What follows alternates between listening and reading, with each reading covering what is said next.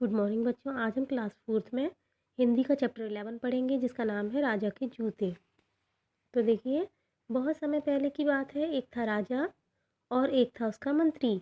राजा का नाम था अमीर चंद और मंत्री का गरीब चंद। एक दिन अमीर चंद ने गरीब चंद से कहा कि सुनो मंत्री जी, कल हम राज्य में घूमने निकले तो हमारे पैरों में धूल लग गई। तो वो उसको कहने लगा, कल जब हम घूमने के लिए राज्य में गए थे तो हमारे पैरों में धूल लग गई।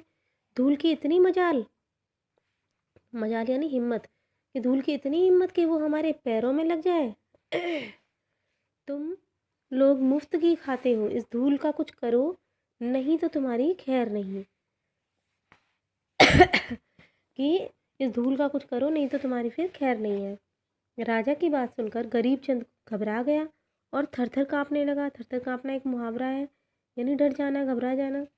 वह हाथ जोड़कर बोला, महाराज, आप हमारे अन्नदाता हैं। अन्नदाता मतलब भोजन देने वाले। अगर आपके चरणों पे धूल नहीं लगेगी तो हम लोगों को आपकी चरण धूली कैसे मिलेगी, यानी चरणों की धूल कैसे मिलेगी। अगर आपके पैरों पे लगेगी तभी तो हमें आपके चरणों की धूल मिलेगी। गरीब चंद की बात सुनकर राजा खुश हो गया, फिर भी कुछ अकड़ कर बोला, जो भी हो, हमें धूल से नफरत सी हो गई है। तुम इसे पूरे राज्य से हटवा दो, नहीं तो तुम्हारे लिए बहुत बुरा होगा। तो उन्होंने कहा कि जो कुछ भी हो, हमें लेकिन इससे नफरत सी हो गई है, हमें बिल्कुल पसंद नहीं है अब ये, तो तुम इसे पूरे राज्य से हटवा दो।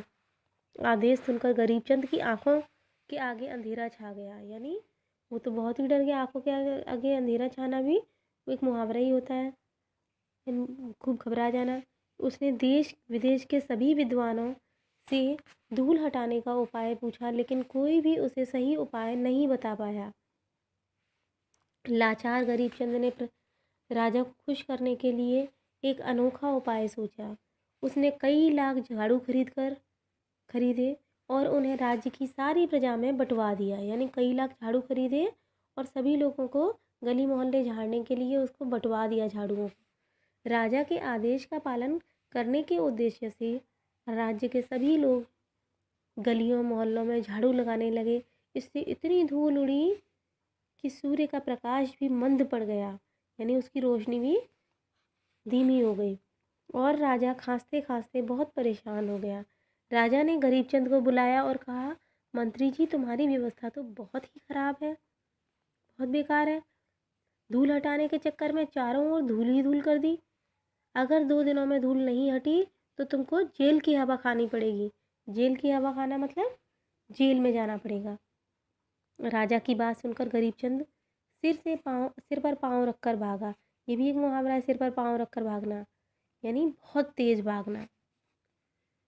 उसने हजारों भिश्तियों को धूल पर पानी छिड़कने की आज्ञा दी। भिश्ती कहते हैं जो पानी लाने ले जाने वाला जो रहता है, उसे भिश्ती बोलते हैं।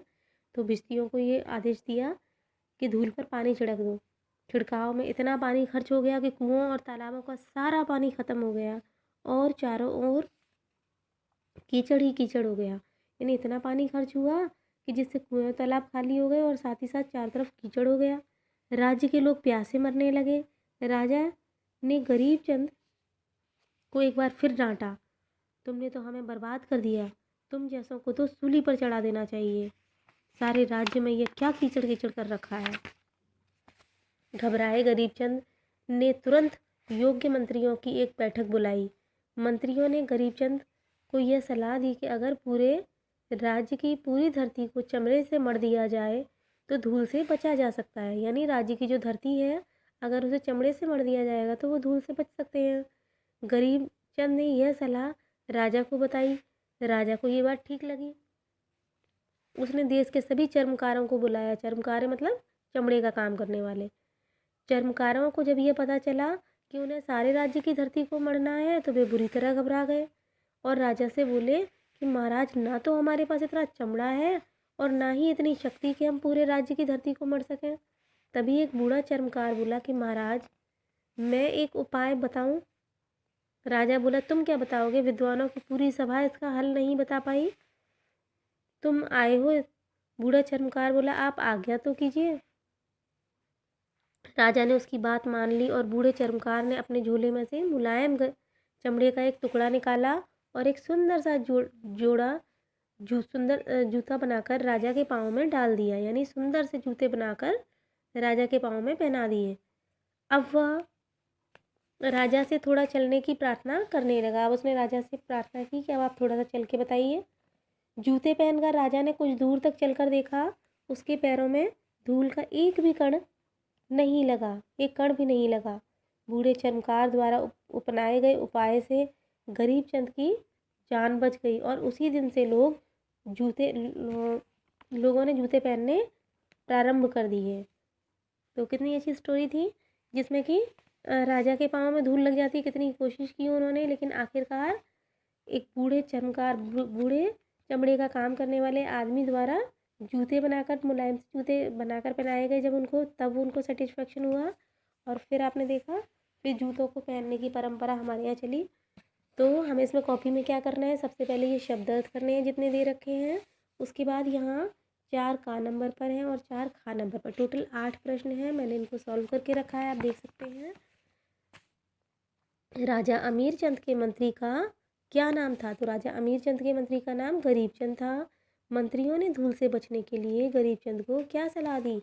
मंत्रियों ने गरीब चंद को यह सलाह दी कि अगर राज्य की पूरी धरती को चमड़े से मढ़ दिया जाए तो धूल से बचा जा सकता है। तीसरा प्रश्न है, राज्य में घूमते समय किसके पैरों में धूल लग गई थी? तो राज्य में घूमते समय राजा के पैरों में धूल लग गई। चौथा है, किसने राजा अमीर चंद के लिए जूते बनाए? तो हमने पढ़ा था, एक बूढ़े चर्मकार ने राजा अमीर चंद के लिए जूते बनाए। पांचवा है, राजा अमीर चंद ने अपने मंत्री से क्या करने के लिए कहा? तो राजा अमीर चंद ने अपने मंत्री से पूरे राज्य की धूल हटाने के लिए कहा। धूल से बचने के लिए गरीब चंद ने सबसे पहले क्या उपाय किया? तो धूल से बचने के लिए गरीब चंद ने सबसे पहले कई लाख झाड़ू खरीदकर धूल झाड़ने के लिए प्रजा में बंटवा दिए। चर्मकारों ने राजा से क्या कहकर अपनी व्यवस्था जताई?